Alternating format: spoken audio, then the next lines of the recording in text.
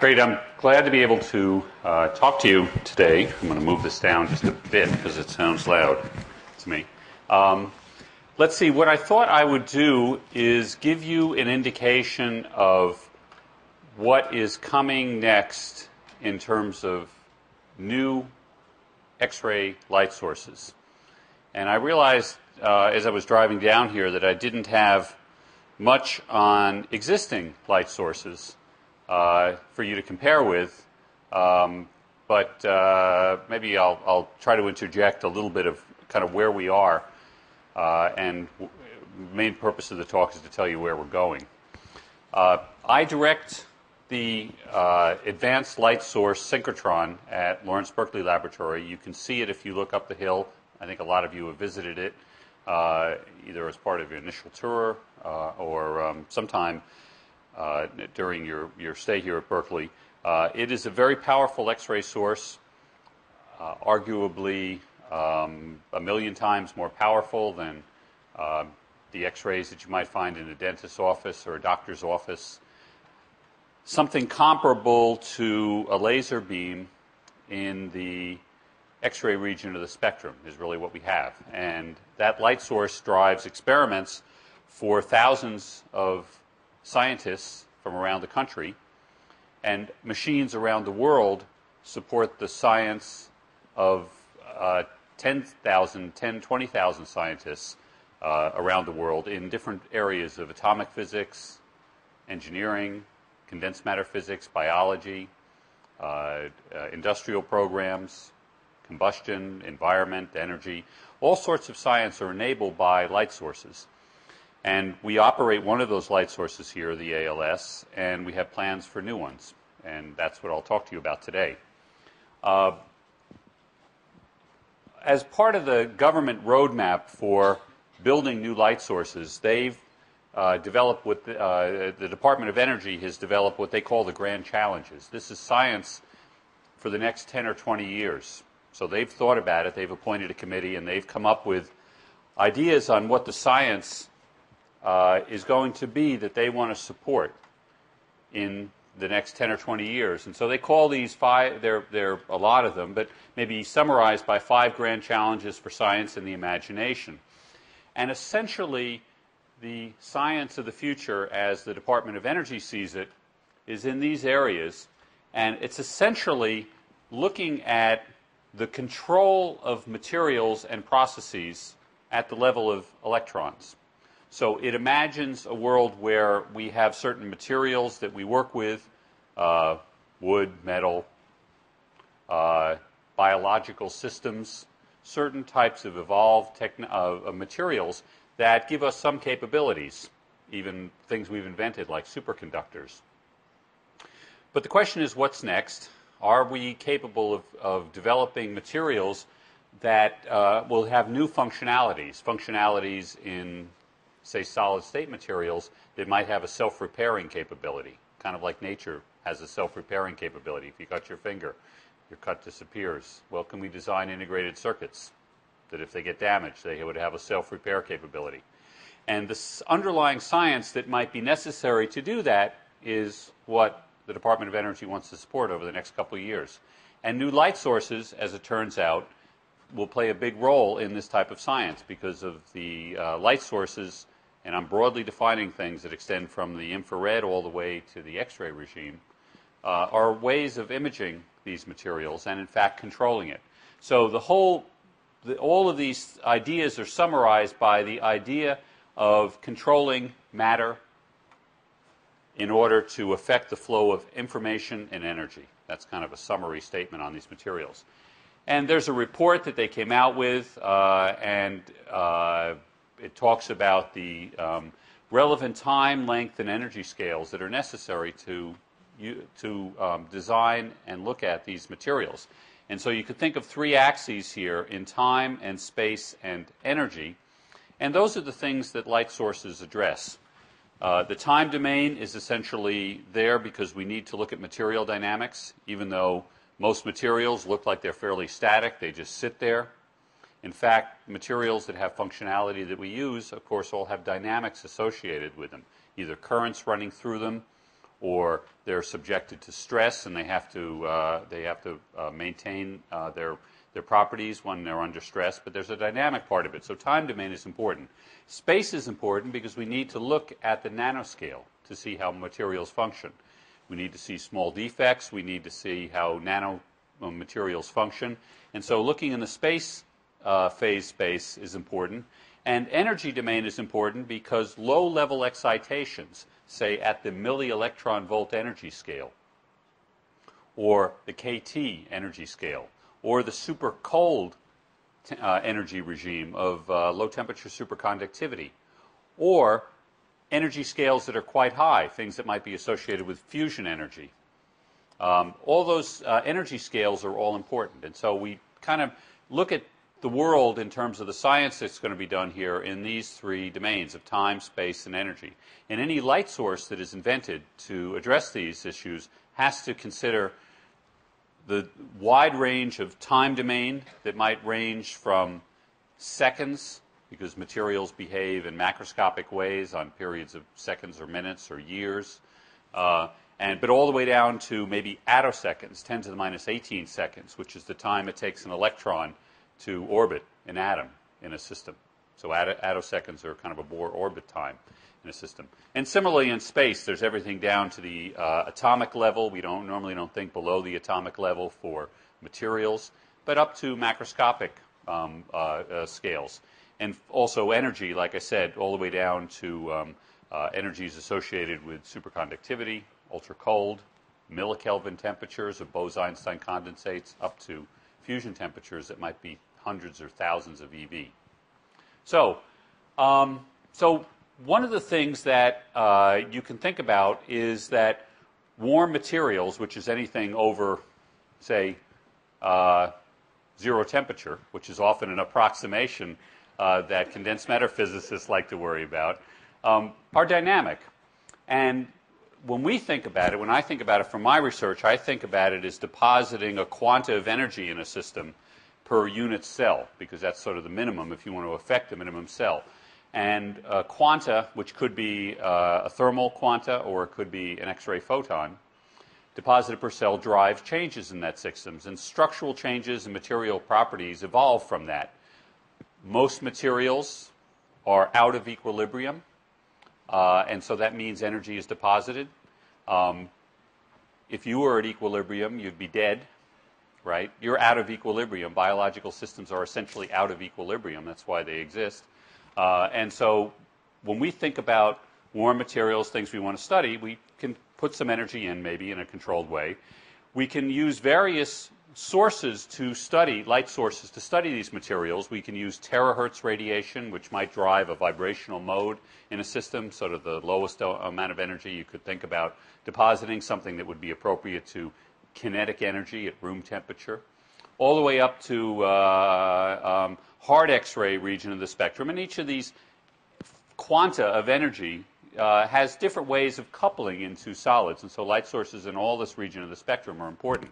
And of course, there isn't just quanta of photons of energy. You can put energy into a system other ways, say with pressure pulses or shocks that directly couple into lattices just by pushing on them, or pushing on them really hard or really fast, making an acoustic wave or shock.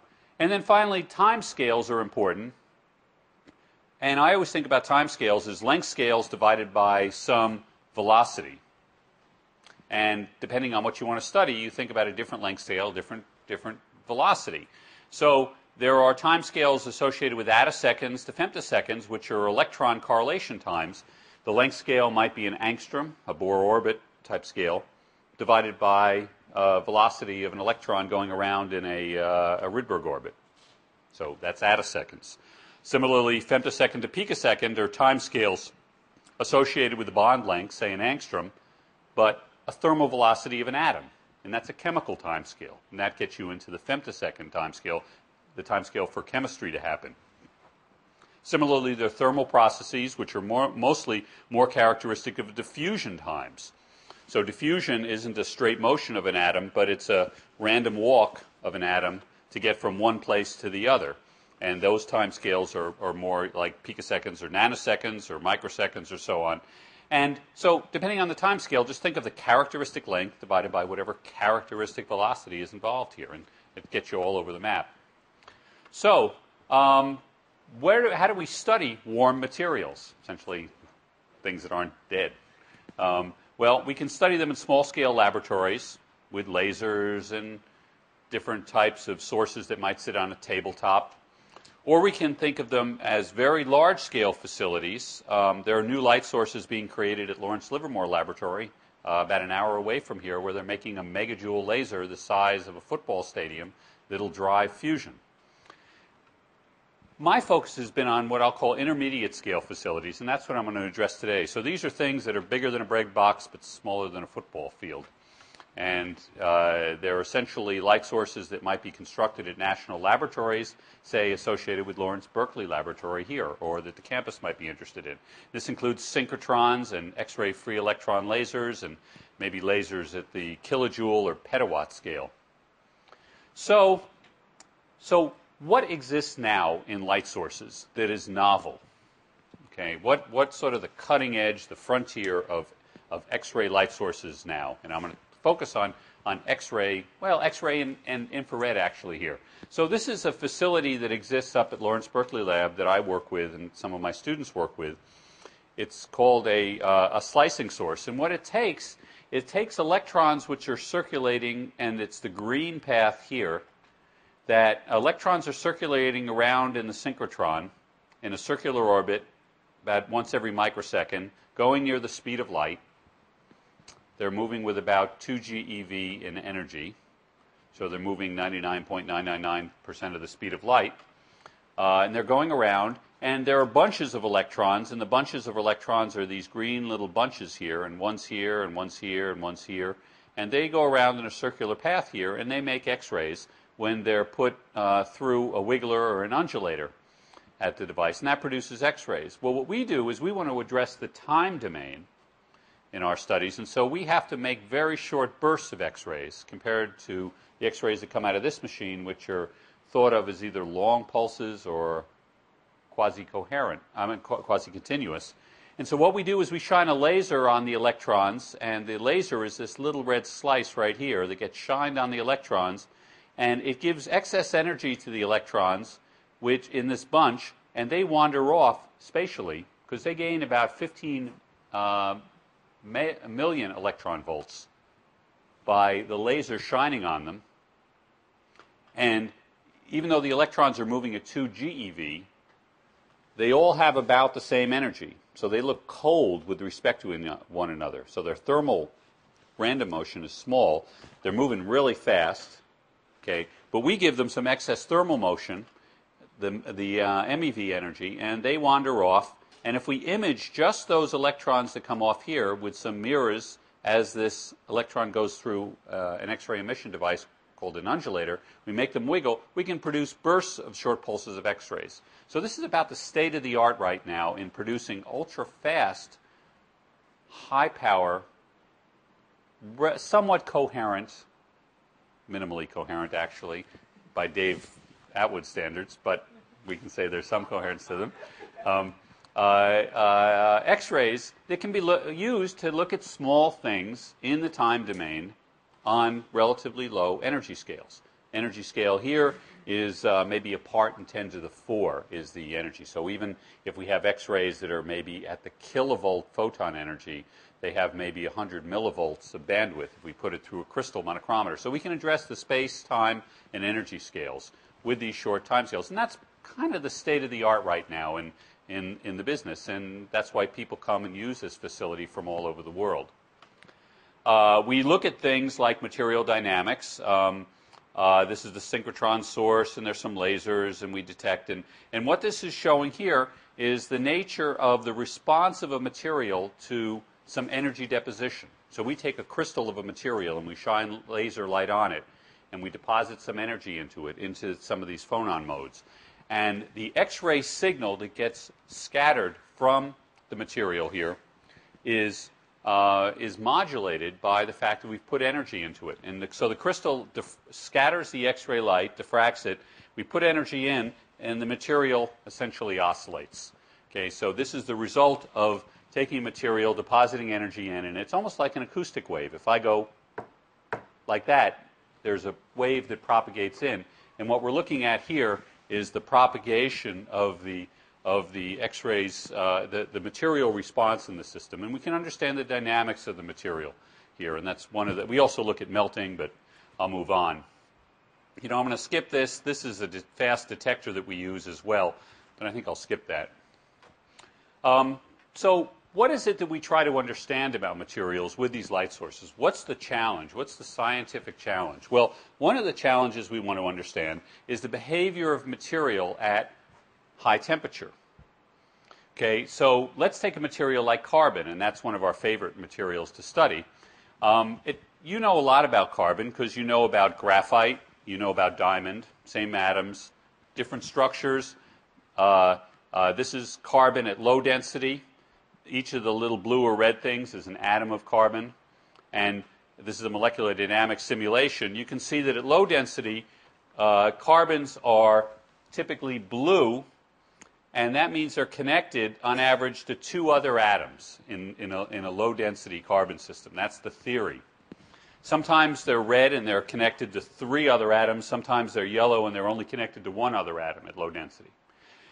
If we pressurize the carbon, put it at high density, things closer to diamond, then they're more typically connected to three other atoms, sometimes four, sometimes five they're connected. And this is the same thing as taking people at a party.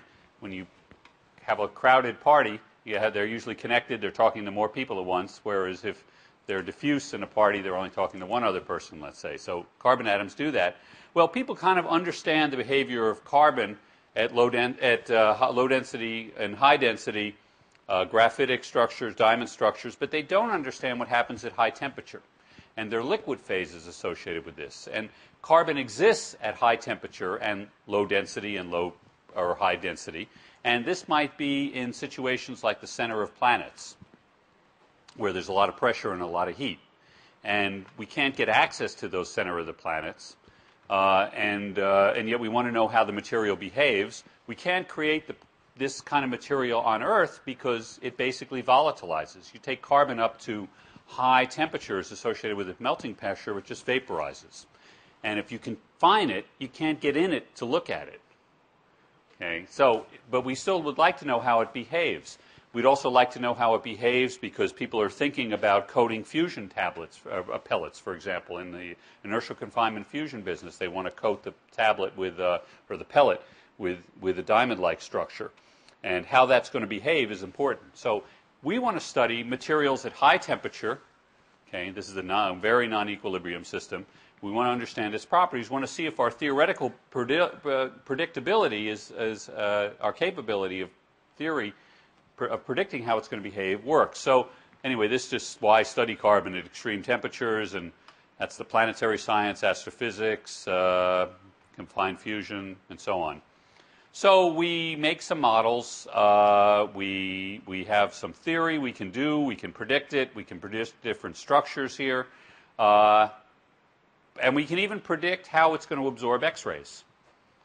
And that's what our experiment is going to do.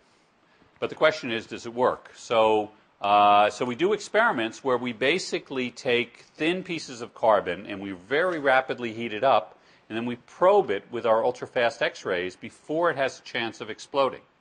So imagine the experiment. We take a thin foil of carbon at different densities. We impulsively put energy in. We heat it up to 5,000 or 10,000 degrees.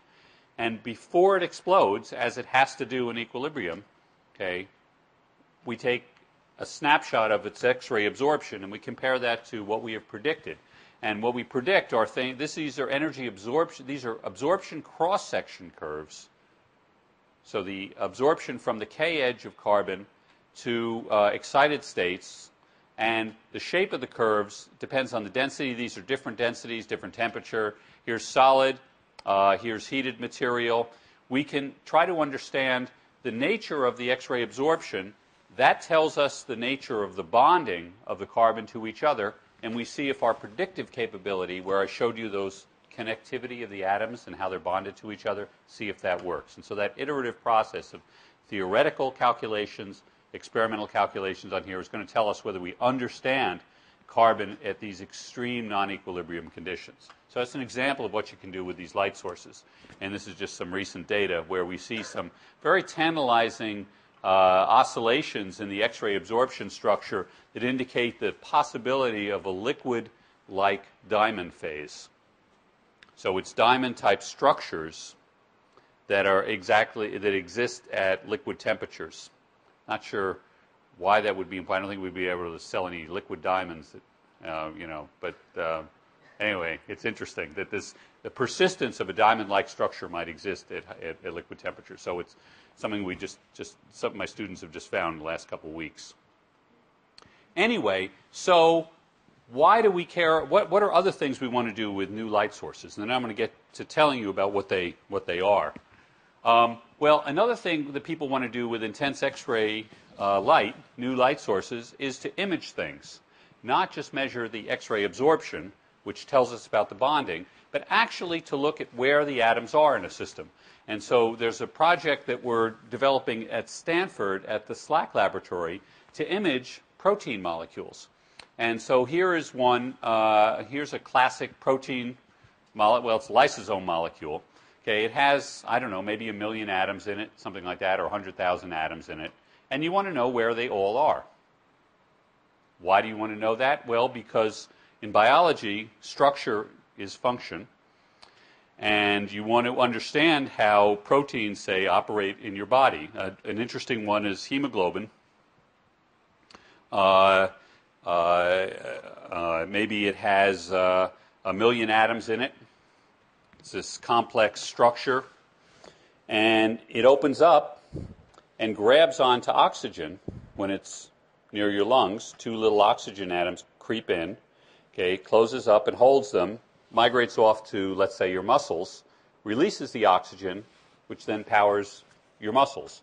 And it goes back to doing what it is. And it's just this little transport mechanism, 1 million atom, complicated structure, whose only function is to grab onto oxygen and put it right in the middle. So it's got a pocket that can grab and release over and over as a result of chemical environments. Okay, so we'd like to understand, drugs work that way too. You'd like to understand how they function. So you want to know what their structure is. That means we have to take a picture of where all the atoms are. Hard thing to do. If you don't, one way of doing it is with a crystal of these materials, where you replicate this many, many times in a crystal, and you sample atoms in this crystal very gently, and you get an overall picture of what it is. What it really does is to be like me taking a picture of all of you, if you were each a protein molecule, but you're in a nice rigid lattice right here in your chairs. I take a picture of all of you, but I only look at the nose on you, and I look at the ear on you, and the eye on that, and I assemble an average picture of what you look like. Okay, not a bad thing, doesn't perturb you very much. But if I take one of you, and I want to know where every atom is in your body, I have to shine so much light on you that you basically explode, right? Because if I sense each of you, since every atom in your body, I've got to see it, I've got to put a photon in, and chances are that photon is going to be very disruptive. Okay, so we're making a light source that's capable of disrupting it, explosive imaging, okay, for single molecules. But it turns out these molecules don't really care. We got a lot of them, right? So we can take a picture and explode them, but we need a new light source to do it. We need a light source which is capable of putting many, many photons per atom on the sample. And it does cause it to explode because it tends to absorb more light than it scatters. Okay, because the absorption cross-section is larger than the cross-section for scattering here. And that means we tend to blow it up as soon as we see it. Okay, but that's okay. And so we have a powerful light source, and I'll show you that. It's what's being constructed at Stanford. We're trying to do this in our laboratory with some lasers here first, but again, I'm gonna skip over this to try to get to this, which we have a machine that does this in a sort of a minimum way up at LBL, but the really big machine is the fun one. Ours only cost a few $1 million. This one costs a $500 million, so it's more fun. So it's part of the next generation of light sources. It uses a linear accelerator rather than a synchrotron. The accelerator at Stanford is a couple kilometers long. We only use about a third of it. but it produces very high energy electrons, not just GeV electrons like we use at our synchrotron, but 10 or 20 GeV electrons, and puts them down a long path here and can make a very short burst of electrons, and we put an undulator here and produce X-rays from the system. We've used a prototype of this to study some of that same dynamics of materials that I showed you earlier that we did at the synchrotron, but we were able to do it even faster. Just to give you some example of what was studied with this light source, we wanted to study the nature of melting in solids. So an interesting question is, if I shine light on a material such that I put enough heat energy into it to make it melt, why does it melt? Well, two theories. One is the light excites electrons in the system. The electrons get agitated, and they start moving faster. They collide with the lattice, transferring their energy to the lattice, and eventually the lattice atoms begin to get warm.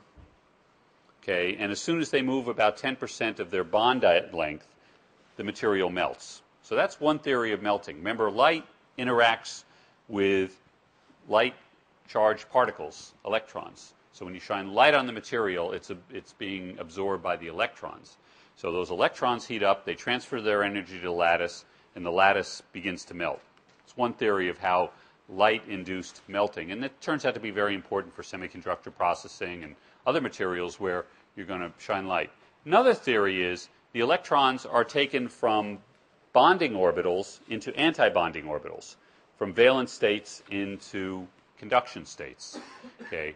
And if I'm an atom and I'm attached to another atom and suddenly my glue is taken away, the electron's taken away, the atoms just wander off, right? There's no glue left anymore.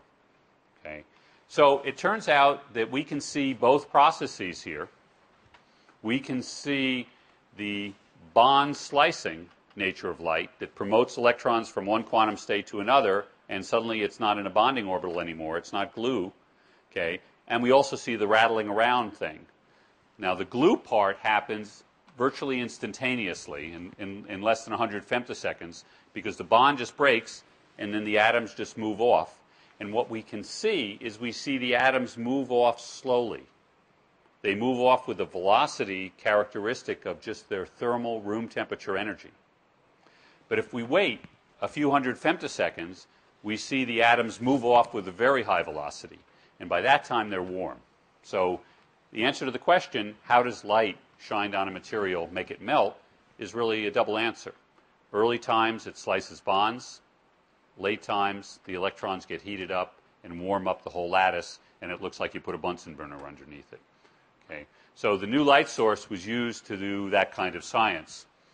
But that was a precursor experiment to what we really want to do, which is to make an X-ray laser out of this accelerator machine. So there's a linear accelerator at SLAC called the LINAC. It passes through an undulator device, which makes the electrons wiggle and produce X-rays. We do this up at the ALS at our synchrotron, but the undulators are only a few meters long. Here, the undulator is 120 meters long. It's huge. And what that does is it allows you to generate X-ray light at the beginning, and then that X-ray light acts back on the electrons, and it makes them bunch, and it makes their peak current go up, because the light itself drives the electrons. Then when they bunch, they radiate more X-rays. Bunches more electrons, radiates more X-rays. And you can see how this feedback mechanism can generate a lot of intense X-rays. And this is an X-ray FEL, and after about 100 meters, you have an e to the 30 net gain. That's a big number. 10 to the whatever, 10 to the 10 or something, 12, okay, light gain, and that means you've got a laser coming out. And so the goal is to use that X-ray light coming out in an X-ray laser here for experiments like imaging those exploding protein molecules. There's enough light here to shine a photon or more, 10 photons on every atom, okay, and get a picture of it before it explodes. Okay, it's called explosive imaging. I don't know if it's going to work, but it's a really cool idea. It convinced Congress to give them $500 million to do it. So anyway, so it's called the LCLS, Linac Coherent Light Source X-ray Free Electron Laser. It's a mouthful, but for $500 million, you've got to come up with a good acronym. And there's a long, couple, maybe a kilometer long of X-ray facilities here, experimental halls, and I chair the advisory committee to this group that tries to figure out what science we're actually going to do with this. There's a bunch of experiments in here ranging from atomic physics to pump probe experiments for looking at things like melting and chemistry. Photon correlation spectroscopy, this is looking at the speckle of light that comes off of materials to try to understand its microstructure. High energy density science, and I'll have something to say about that in a bit that may be related to energy purposes, and so on. So one of the things we want to do with this X-ray beam is explore a phase space of materials at high density and high temperature. Okay, and in this case, it's related to the fusion energy problem.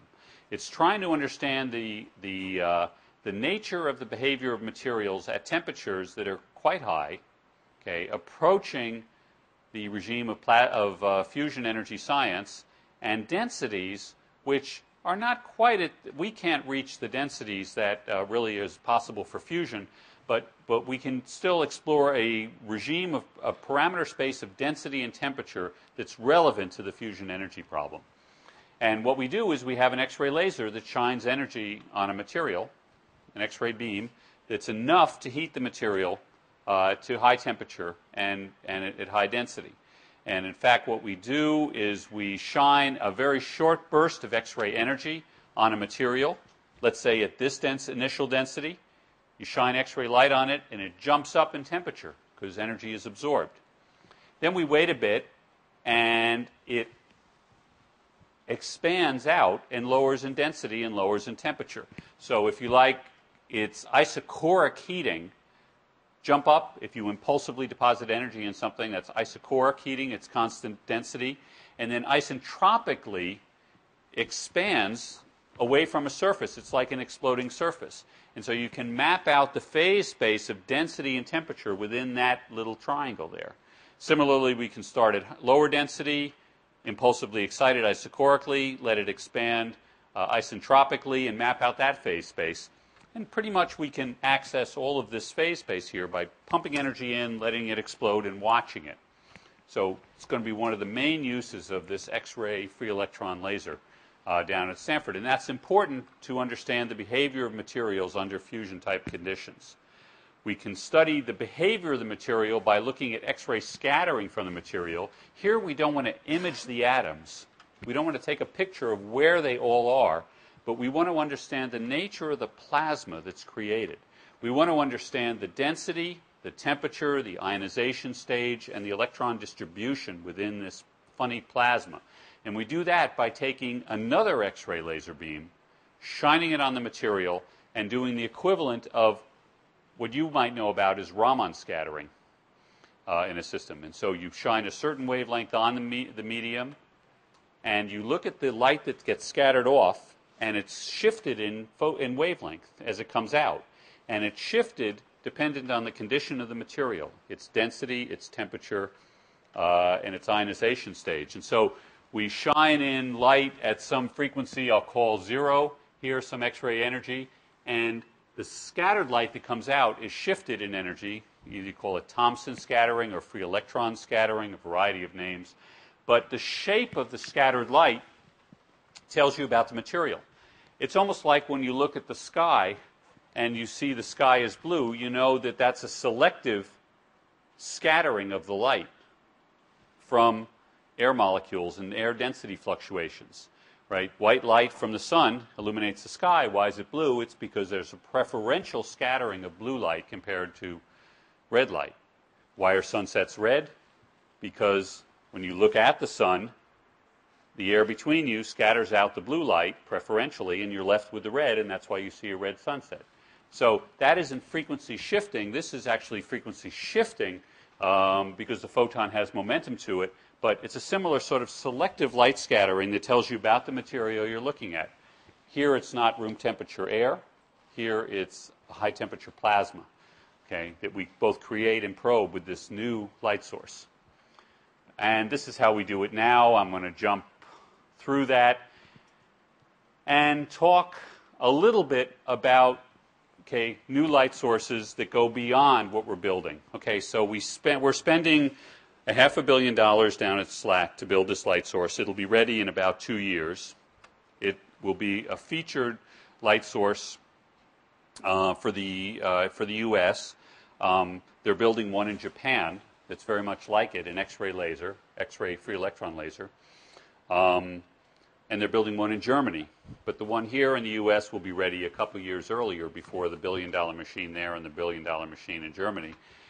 But these are kind of what scientists have decided are needed to meet the grand challenge science of looking at materials that go beyond synchrotron light sources. It's what we need. We need the equivalent of a laser pointer with X-rays. Okay. So what's beyond that? Well, what's beyond that is something that I may be retiring by the time we actually get to build, but we'd like to build here at Berkeley. It's a free electron X-ray laser. It's primarily in the soft X-ray region of the spectrum, but it has a whole host of new technologies that are associated with it. So for about the last couple of years, we've had a bunch of scientists, both at Berkeley and at other places, thinking about what kind of light source do we really need to meet these grand challenge of science experiments.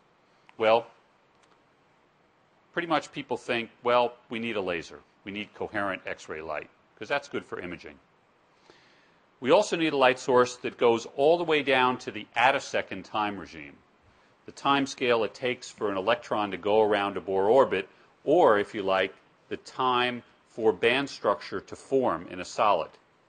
Actually, nobody knows that time, but we hypothesize that if you perturb an electron distribution in a solid, a Fermi distribution, the time for it to kind of understand itself, propagate information, reform the band structure, may be attosecond time scales.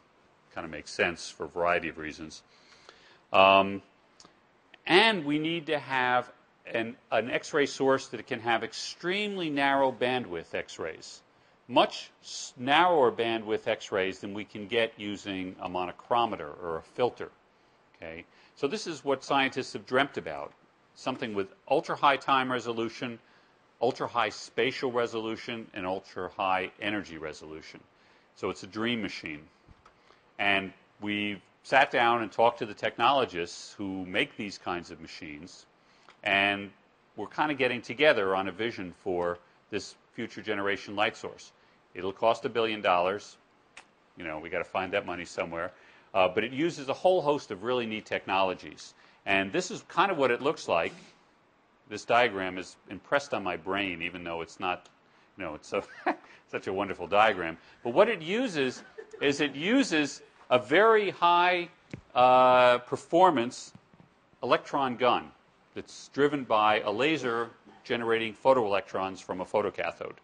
And those electrons have to have certain properties of being emitted into a narrow angle and a narrow energy band. So it's the Einstein photoelectric effect, but those electrons have to be emitted into a narrow angle and a narrow energy band. Those electrons would then be excited and manipulated and controlled, and then they're put through a superconducting LINAC. And a superconducting linear accelerator is a technology that exists in a few places, but it doesn't exist at Stanford, and it exists only around a few places. It's a superconducting radio frequency cavity that can accelerate electrons at very high average current. Essentially, the kind of current it can do, it can accelerate electrons, say, up to GeV energies, billion electron volt energies, with currents of about 1 milliamp. So take GeV energy, volts, 10 billion volts, times 1 milliamp is a megawatt of power, right? So it generates an electron beam with a megawatt of average power in it. That's a huge amount of particle beam power, megawatt of power. I can convert that to light, and I'll have a lot of light. And so this superconducting accelerator technology is, again, part of the revolutionary light source we're talking about. We're talking about a revolutionary electron gun. Doesn't exist. Superconducting accelerator, that doesn't exist, but we think we know how to build it. And then a set of undulators that are individually configured to produce the kind of pulses that we're talking about. Either attosecond pulses that have extremely broad bandwidths just because of time bandwidth limits, or pulses that are long and have extremely high energy resolution. And there might be 10 of them or so, and we just multiplex the electron beam. We send part of it here, part of it here, part of it here, and so on. Then we come back and scan it again, raster scan it, to feed many, many instruments, many, many science experiments. Because if we're spending $1 billion, we got to satisfy more than one person doing experiments. So what's the really revolutionary idea here? The revolutionary idea here is that we are going to use the control capability of lasers, of optical lasers that exist now, to manipulate the electron beam to make it do what we want it to do. And that's what's never been done before. So why am I saying this? Well, right now we have lasers that have sufficient control over the amplitude and the phase of the electric field that comes out that it essentially acts like an audio oscillator. So right now, you can get an audio oscillator and change the tone, right? You can change the frequency, you can change the amplitude, you can change the phase of the pulse, and you can imagine doing this with an oscilloscope and with a sound wave. Okay, kind of used to thinking of electromagnetic waves that you can vary the amplitude and the phase of. Well, it turns out we can now do that with light at not not audible frequencies of kilohertz, but electromagnetic frequencies of 10 to the 15 hertz, which is the number of cycles per second of a light pulse. We can take light pulses and have total amplitude and phase control over the electric field in the optical and infrared region of the spectrum. So we have a very powerful capability to control electromagnetic radiation in the optical. Okay? But we don't have X-ray lasers.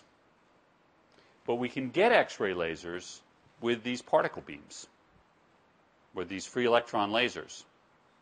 So the trick is going to be, how do you take the control that we have with an optical laser, imprint it on a particle beam, and then let the particle beam be the powerful amplifier to bring us into the X-ray regime?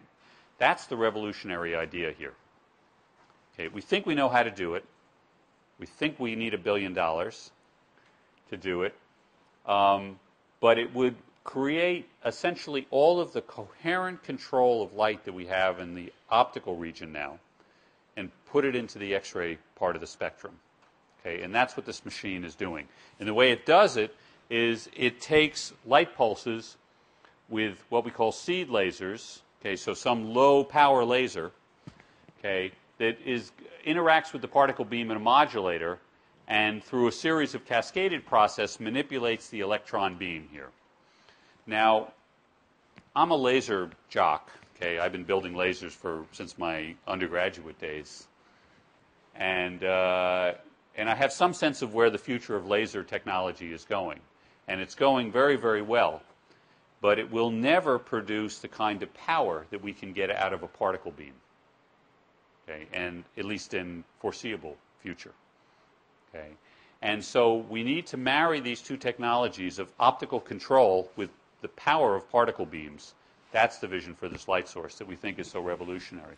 And then what happens is this megawatt of particle beam power is put into undulators and radiates maybe watts of X-rays. Okay, so remember this pointer, laser pointer, is about a milliwatt or a tenth of a milliwatt. Okay, so the X-ray beam would be in power maybe 10,000 times more powerful, but all the way into the X-ray region of the spectrum rather than in this red region of the spectrum. So there are a variety of ways we have of modulating The electron beam goes by the name of ESASI, Enhanced Spontaneous Amplified Emission, and the laser we're building down at SLAC actually generates from vacuum fluctuations in the density of the electrons, and it doesn't have any kind of control like we're talking about here. But this ESASI, so it's a device down at Stanford that works by SASI, self-amplified spontaneous emission, which is vacuum fluctuation noise. Enhanced SASI is where we manipulate the electron beam using optical lasers, and it gives you much more precise control. And there are a variety of ways that might happen. Let me just jump to the end of what the result is. I think I have a diagram here, then I'll back up. Nope, I didn't show that slide. Okay. So what it can do is it can generate pulses which are either narrow bandwidth, which have many, many cycles to them, which is inherent in narrow bandwidth, right? Anything that has narrow bandwidth has more than one cycle, right? If you just have one cycle of electromagnetic radiation, it has 100% bandwidth pretty much, okay? If you have 10 cycles, you can have 10% bandwidth, that's a rough approximation. But many, many cycles for narrow bandwidth, or it has a single pulse, single cycle, okay, that has these very short pulses. So all of these manipulation techniques are where we're going. But in order to make, and the net result would be that we are proposing a light source that would sit on this graph, which is pulse duration versus average brightness. Okay, this is photons per second per 10th percent bandwidth per millimeter squared per milliradian. Tells you how bright something is. Okay, and the brighter it is, the higher this number is here. And current synchrotrons now work in about this phase space of pulses that are maybe 100 picoseconds long and a brightness of something on this order of 10 to the 19 or 10 to the 20. Some machines that are being designed now, this LCLS down at SLAC and Flash and so on, operate in this phase space. And we're proposing to be able to operate in this red phase space here, varying the pulse length all the way down to 10 to the minus 5 picoseconds, or 10 to 100 attoseconds, okay, up to pulses which are measured at picoseconds that have narrow bandwidth. And so we're saying that we can operate our machine over this phase space. And the question is that of sufficient interest to scientists, and is it of sufficient interest to the people of the United States through their Congress to fund? We'll see. The kind of work that needs to be done, Mike's working on this experiment, my graduate student working on looking at the fundamentals of photoemission to try to drive the initial electrons out of this light source. There also has to be work on high-order harmonic generation, taking conventional lasers now and saying, can we convert them to the kinds of beams we need to manipulate the electrons in this light source? That is R&D that has to be done. We need high power lasers, and this is a curve that shows you as a function of year the power that's coming out of lasers. These are the lasers that are not the X-ray lasers, but visible lasers that are needed to manipulate the particle beam. And we need lasers that are in this regime of a few kilowatts here, and but we need them with some special properties. But essentially that technology exists here. Here we are in 2004 or so, where this is kind of lasers we need to enough power to manipulate the particle beam. So there's a whole lot of laser development actually that needs to go on here. This is commercially where we are now. We need to get commercial lasers up to this regime. This is a slide from a laser manufacturer. They supply lasers with 10 watts. We need to have them supply lasers at a kilowatt, or else we have to design them ourselves, ultra-short pulse lasers to control the particle beams. So a lot of lasers have to be done. And then I'll just summarize here what I've been telling you about. Hopefully I've given you some sense of the fact that the grand challenge science associated with looking at materials, and this is everything from chemicals to solids, to single atoms, needs kind of a revolution in your ability to both spatially image, temporally image, and energy image. I mean, at certain energy scales, it needs new light sources. And so we want to understand, control, and image the dynamic interplay between electronic structure and atomic structure. And we can do that with X-ray light sources. We need to understand how things are bound together. We need to understand where the atoms are and how they're glued together, how they're bonded to each other, because that describes their function. We need to reach fundamental time scales here in order to understand the dynamics. Nature uses time scales in interesting ways. A favorite example of how nature uses ultra-fast time scales. In vision, the first step in vision is there's a complicated molecule, rhodopsin or so, that when it absorbs a photon, the molecule undergoes a rotation, a conformational change. And it absorbs the energy of a 1 eV photon, visible light, and the conformational change sucks up the energy of that. If it didn't, what would happen locally in that molecule is that it would heat up. Now, what's 1 electron volt? 1 electron volt is 10,000 degrees, right? It's huge. So you would break a bond if it didn't have a way of absorbing that energy. So nature uses the ultra-fast conformational change of the molecule to deal with the fact that visible photons, right, and visible photons are here because we got to get way above KT to have good imaging. It uses a fast conformational change to beat the dissipation of energy into thermal processes, right? And so another way that nature deals with ultra-fast processes is ultraviolet light shines on your skin or on DNA. Okay? If every time that happened, that electron volt of energy or few electron volts of energy was deposited in there, it could cause a breaking of a bond or a conformational change or something, but it would alter your DNA. That's a bad thing. So what nature does in this case is it dissipates the energy into thermal modes, into vibrational modes of many, many vibrational modes in the system fast, before any chemistry happens, thus leaving your DNA unchanged. So nature uses ultra-fast timescales to either save the energy if you want to have high quantum efficiency for detection, which you do in your eyes, right? You want to see every photon that comes in.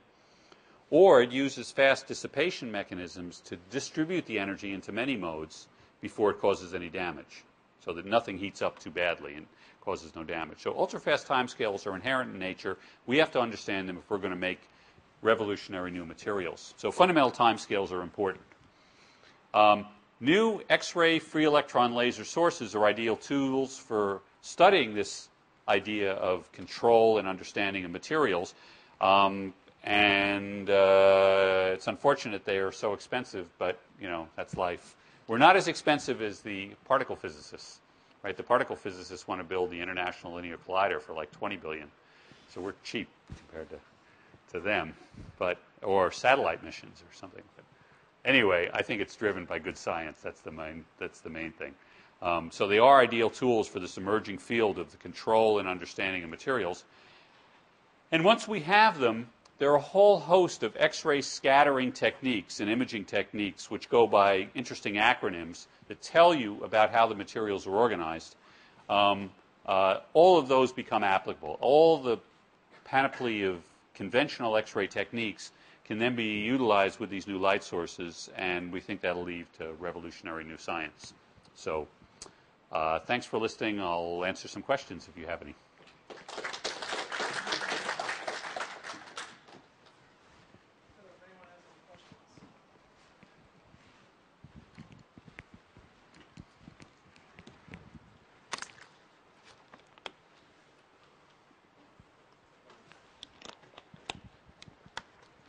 You were talking about prying those molecules. Was this an unusual way to graduate? Right. So this idea of imaging is really a fascinating one. It's in some sense a classic example of how you can build a new facility. So this machine at SLAC, which is being built, will do many, many science experiments, dozens of new science experiments. But the one that gets Congress's attention is the one where we can image any molecule by exploding it. And I'd say if there's one thing that sold this project, it's that simple idea, that little elevator speech idea that just dominates the landscape when it comes. So it's kind of a good lesson as to, if you ever do science, you got to have a good elevator speech for it. You do a lot of good science anyway, but you also have to have the killer application. Yeah. At the other end of the power spectrum, could you talk about the potential for a semiconductor X-ray laser device that might only emit 1 milliwatt of power, for example? Right. So the question is there another way to make an X-ray laser? And one of the more interesting papers you can look at if you're a laser person is to go back to Charlie Towns and Jim Gordon's original paper on the laser back in 59 or 61, somewhere right around 1958. Yeah. So that paper talks about stimulated emission at microwave infrared wavelengths and alludes to the possibility of scaling. And there's a prophetic statement in there that says scaling of the laser technology to the optical region is going to be very, very difficult. And to the shorter wavelengths is even more difficult. And you can, on a piece of paper, convince yourself that to make X-ray lasers, there's a power requirement, which scales as like 1 over lambda to the 5th power. So every time you jump a factor of 10 in wavelength shorter, it takes 5 orders of magnitude more power. So going from the optical to the X-ray is really, really difficult. And so any amount of material, any material probably wouldn't be able to sustain that power density required for an X-ray laser in the solid state. So I think the answer is no. They'll never have solid-state lasers that don't self-destruct. And that's why particle beams are so good, because we use the particles and then we throw them in the ground and reuse new ones to make this happen. So there's no material to be destroyed. So it turns out it's independent of the power you need. Even just to get it to laze takes inordinately more power than any material could survive.